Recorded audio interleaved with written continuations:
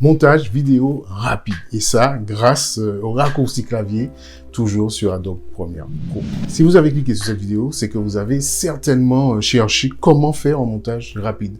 Eh bien, c'est exactement ce que nous allons voir dans cette vidéo. Elle va vous intéresser simplement pourquoi? Parce qu'il y a plusieurs façons d'être rapide, en fait, quand on fait son montage. D'accord? Pour faire un montage rapide, il y a plusieurs solutions. Mais voici une des solutions qui me semble, en fait, la plus intéressante, la plus simple à mettre en place et à adopter. Franchement, perdez pas de temps. Adoptez cette technique. C'est les raccourcis clavier. Dans Adobe Premiere Pro, en tout cas. Allez, c'est parti, je vous montre ça. On va sur mon écran. Je vais vous montrer, en tout cas, les outils que j'utilise le plus souvent, d'accord, qui me permettent d'aller vite. Après, c'est à vous de chercher, c'est à vous d'adapter à votre façon de faire, à votre clavier aussi. Je sais pas si dans tous les logiciels c'est possible, je suis pas sûr, je pense pas que ça soit possible dans tous les logiciels, mais en tout cas sur Adobe Premiere Pro, sur Final Cut, sur DaVinci, enfin les gros logiciels, normalement il y a des raccourcis clavier, je les connais pas tous, d'accord? Mais en tout cas moi j'utilise Adobe Premiere Pro, je vous montre ça tout de suite dans Adobe Premiere Pro. Si vous voulez faire du montage rapide, voici la première solution, les raccourcis clavier. Allez, c'est parti, je vous montre ça.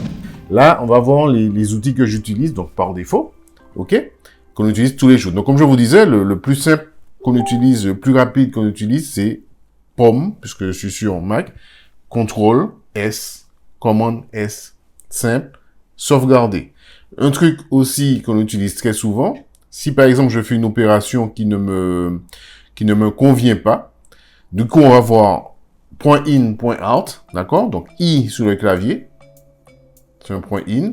O sur le clavier, c'est un point de sortie. Ça permet de faire une sélection. Et là, par exemple, je vais effacer. Donc, pour effacer et raccorder, d'accord? Sur l'outil, c'est ici, extraire. Si vous regardez à côté, hop, il y a des petits, entre parenthèses, là, je ne sais pas exactement comment ça s'appelle. Donc, sur le clavier ici, si j'appuie, voilà, ça coupe et ça raccorde. OK? Si on veut justement annuler l'opération, on utilise ça tout le temps. CTRL Z sur Mac, Commande Z. Donc je vais parler en Mac avec commande, mais vous faites au lieu de commande, c'est CTRL sur PC. D'accord? OK? Donc Commande Z, je reviens à l'opération, j'annule l'opération. Donc ça c'est un raccourci qu'on utilise tout le temps. Donc là je vous ai montré comment on fait pour couper et raccorder. Si on veut couper, mais garder en fait un espace. C'est l'outil qui est juste à côté, qui s'appelle prélever sur Adobe Premiere Pro. D'accord? Et si je me mets à côté, on voit que c'est, par contre, là, c'est bien la parenthèse. Pouf, sur mon clavier, parenthèse. Gain de temps. Après, quand on fait ça, ça sert pas à grand chose en réalité. Donc, Command Z, vaut mieux faire sur le clavier les petits guillemets, là, pouf. Et là, je coupe et je raccorde. C'est-à-dire que je colle ce qu'il y a derrière. Maintenant, un truc qui est intéressant, si par exemple, mon image commence ici, à partir d'ici, je peux mettre un point in juste pour repère, d'accord? Et là, dans ce cas-là, tout ce qui est surligné m'intéresse. Par contre, tout ce qui est derrière, jusqu'à ce segment-là, c'est-à-dire cette partie-là, donc je vais mettre un point O plutôt, et ici, un point I. La partie qui est surlignée, je vais enlever ça, ne m'intéresse pas. Donc, on peut faire comme j'ai fait avant, mais un autre moyen de le faire qui est encore plus simple. Donc là, si je viens à mon point de sortie, je le fais ici. Hop. Si je viens à mon point de sortie ici, il suffit d'appuyer sur le clavier sur Q. Et regardez ce qui va se passer. Je sélectionne quand même. Pouf. OK. Donc je lève le point d'entrée, point de sortie parce que ça trompe. OK. Donc je reviens à ce que je disais. Si je viens ici et que je vais enlever en fait tout ce qu'il y a avant le curseur. Q sur le clavier. Command Z, je reviens. D'accord? Si je veux enlever tout ce qu'il y a après le curseur, W sur mon clavier. OK? C'est-à-dire que tout ce qui est après le curseur ne m'intéresse pas. C'est-à-dire que mon film il se finit là. Au lieu de faire point d'entrée, point de sortie, couper, machin, etc., je dis OK. Tout ce qui est après le curseur, je ne veux pas, enlève. Bouf. Ou au contraire, mon film il commence là. Tout ce qui est avant le curseur, enlève. Bouf. D'accord? Et ça se passe entre deux segments. Vous avez vu que ça n'a pas touché à ça. Si je travaille, c'est toujours entre deux segments. D'accord? Un segment, deux segments. Toujours entre deux segments. Si je veux enlever ce qu'il y a avant le curseur ici, Q, si je veux enlever ce qu'il y a, si je me mets ici, je veux enlever ce qu'il y a après le curseur, il va pas toucher à ce segment-là. Il va travailler que sur ce segment-là, W. Boum. OK? Gain de temps énorme. Ça, c'est un deuxième truc. Ensuite, ce que je peux vous montrer encore, pour faire un point d'entrée, un point de sortie, rapidement.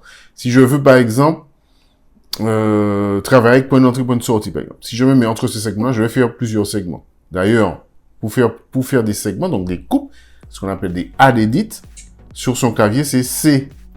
C'est le QTR qui est ici. Et avec C, une fois que j'appuie sur C, pouf, je peux faire des segments. C'est pas génial? C'est top. Donc pour revenir en mode normal, c'est-à-dire sur la flèche ici, j'appuie sur V sur mon clavier. Hop, je suis en mode normal. Là, j'ai ma petite flèche. Donc, je peux faire des sélections. Si cette image-là, par exemple, avec le son d'ailleurs, j'ai pas cuté le son, voilà. Si tout ça, en fait, ne m'intéresse pas, et que je veux travailler avec un in-out, au lieu de faire, me mettre au début, faire un in, me mettre à la fin, faire un out, même si ça va vite avec le clavier IO, on peut aller encore plus vite. On peut aller encore plus vite. Je me mets juste au milieu, enfin, ou en tout cas dessus, sur le segment, j'appuie sur X. Et là, in-out direct. Si je veux effacer les deux, j'appuie sur Alt X ou Option X. D'accord? Ça l'enlève. Ça, c'est génial aussi. Un autre truc encore que j'utilise, si par exemple je veux voir en plus grand mon image ici, d'accord? Il peut être plus petit, ça dépend de mon outil, de mon espace de travail. J'appuie sur U avec accent, boum. J'ai un gros plan direct. Pour sortir, je réappuie dessus. Ça, c'est génial. Pareil, dans le même sens, si je veux ouvrir sur ma timeline parce que c'est un petit peu petit, il suffit d'appuyer sur plus, pof, et là, j'ouvre. Je peux zoomer et être précis. Je veux prendre un mot, commencer à un mot précis. Vous voyez le truc? C'est en faisant comme ça, c'est aléatoire. Mais si je veux vraiment prendre un truc précis, plus on va zoomer, plus on aura les modulations, d'accord?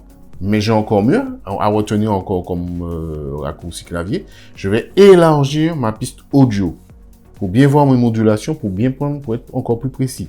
C'est la touche Option plus ou Alt plus. Voilà. Et là, je peux être encore plus précis dans un mot. Là, si je vais aller juste là, pas. D'accord? Ensuite, donc pour raccourcir, pour dézoomer ma timeline en longueur, moins.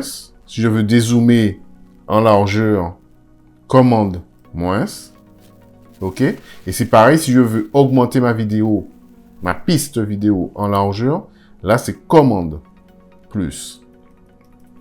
Son, c'est Alt, plus, ou Alt, moins. Vidéo, c'est commande, plus, ou commande, moins, pour réduire, en largeur. Et plus, pour élargir la timeline, zoomer dans la timeline, en fait, et moins, pour dézoomer dans la timeline. OK? Donc, pareil pour la touche U accent. Si je veux travailler plus précisément sur ma timeline, OK, la timeline, c'est ça. Une fois que c'est entouré en bleu, en fait, ça veut dire que c'est sélectionné. Parce qu'on voit, il y a plusieurs cases, en fait. D'accord? Si je veux zoomer sur une case en particulier, il faut que je clique dessus, elle soit sélectionnée, donc entourée en bleu. Et là, j'appuie sur U, accent, et boum. Je zoome sur la partie sélectionnée. D'accord? Ça ne correspond pas qu'à la partie visionnage, que la partie écran. C'est valable pour n'importe, en fait, quelle case. OK? On est bon? Alors, ensuite, ce que je peux vous montrer encore comme outil, G, par exemple, j'utilise G aussi. Alors, G, c'est pour le gain audio. Ouf. Alors, on va pas rentrer dans ces réglages-là, mais voilà, si vous voulez régler votre gain sur, en général, en passant, c'est -3. D'accord? Bouf. Et là, il a réglé, en fait, il a augmenté, sans toucher au volume, il a augmenté le gain, il a fait monter ici. D'accord? Le gain, hop, à -3 dB. Vous voyez le truc? Il a même baissé parce que j'étais trop fort. C'est le gain, c'est pas le volume, attention. Ok. Ensuite, alors un truc qui est hyper intéressant, que moi j'utilise beaucoup parce que... Mais ça, il faut s'habituer à ça. C'est les touches JKL. JKL, c'est quoi? Ça permet d'aller en lecture 2 fois plus vite. L, en lecture avant, lecture normale. Plus j'appuie sur L, regardez bien. Là, j'ai un appui normal. Deuxième appui. Troisième appui. Plus j'appuie, plus je vais vite. D'accord? Et ça, c'est un gain de temps. Quand on écoute, on réécoute. Des fois, en 2 fois, 3 fois la vitesse, c'est suffisant. Ça peut être un peu énervant parce que quand on n'est pas habitué. Mais quand on est habitué, et moi je travaille comme ça, en 2 fois la vitesse en général, comme ça je vais plus vite. Et j'entends, je me suis habitué, il faut vous habituer à ça. Comme ça, parce que quand vous avez des rushs super longs, quand on veut prendre des repères, quand on veut écouter pour voir si c'est bon, si on n'a pas fait de faute, en 2 fois la vitesse, c'est un gain de temps divisé par 2, tout simplement. Ok? Et à contrario, K, et pas K, J, c'est à l'inverse. C'est la même chose. Plus j'appuie sur J, plus je vais reculer vite. Ok? Et K, en fait, c'est pause, simplement. D'accord? Donc, d'ailleurs, pour ça, ça me rappelle que la touche que j'utilise le plus souvent pour faire lecture, je ne vais pas ici avec ma souris, c'est la touche espace. En lecture et en pause. En lecture. C'est quoi, en fait, un montage? Et en pause. En stop. Ok? Donc là, on a vu quand même les outils que j'utilise vraiment le plus souvent pour aller vite. Et il y en a plein d'autres. Je vous assure qu'il y en a encore plein d'autres. Mais en tout cas, là, je voulais vous montrer avec quel outil je travaille déjà. Et avec quel outil je vais vite. Mais il y en a encore d'autres. Par exemple, pour mettre un rush sur mon écran, si je fais monter un rush ici, si à la limite je fais une sélection ici, hop, je vais la glisser. Allez, je vais la glisser après, à la fin, d'accord? Sur mon clavier, point virgule, pouf, ça y est, c'est fait. D'accord? Si je veux l'insérer, bon, je vais mettre au point de sortie pour que ça soit un peu plus petit. Je vais zoomer ma timeline avec plus. Si je vais l'insérer ici, c'est-à-dire que je veux le mettre entre ce plan-là et ce plan-là, ça veut dire c'est un insert. Je vais insérer entre, voilà, entre ça. Boum. Il suffit d'appuyer sur, hop, virgule. OK? Donc, il a inséré là. Si je veux le mettre derrière, c'est point virgule. C'est-à-dire que j'écrase ma timeline, je dépose sur ma timeline. Et si je veux insérer entre deux plans, pardon, c'est virgule, simplement. Encore une fois, c'est des trucs qui vont vite. Mais alors, il y en a plein d'autres, d'accord? Des raccourcis clavier, il y en a d'autres. Au fur et à mesure que vous allez monter sur Adobe Premiere Pro, en tout cas, vous verrez, vous allez adopter d'autres outils. Il y a d'autres façons de faire pour configurer son clavier, configurer sa timeline, configurer son environnement de travail. Adobe Premiere Pro est génial pour ça. Mais ça, vous le faites au fur et à mesure, ne vous embêtez pas, d'accord? Vous pouvez utiliser le Adobe Premiere Pro par défaut. Moi, je l'utilise par défaut. À part 2-3 petits trucs que j'ai changé sur le clavier qui m'a arrangé parce que j'utilise ça depuis des années à France TV. Si vous pouvez l'utiliser par défaut, ça fonctionne très bien. Il faut juste se l'approprier, juste s'adapter en fait à la limite à la configuration par défaut. Ça va vite. Il y a d'autres façons d'aller encore plus vite, mais ça, je vous invite déjà à rejoindre en fait mon groupe Facebook. Je donne quelques astuces en plus. Et surtout à télécharger le guide. C'est 3 étapes simples. D'accord? Ce qu'on a vu dans une vidéo précédente. Mais ça va vous permettre, de rentrer en contact avec moi. Et on ira un peu plus loin ensemble.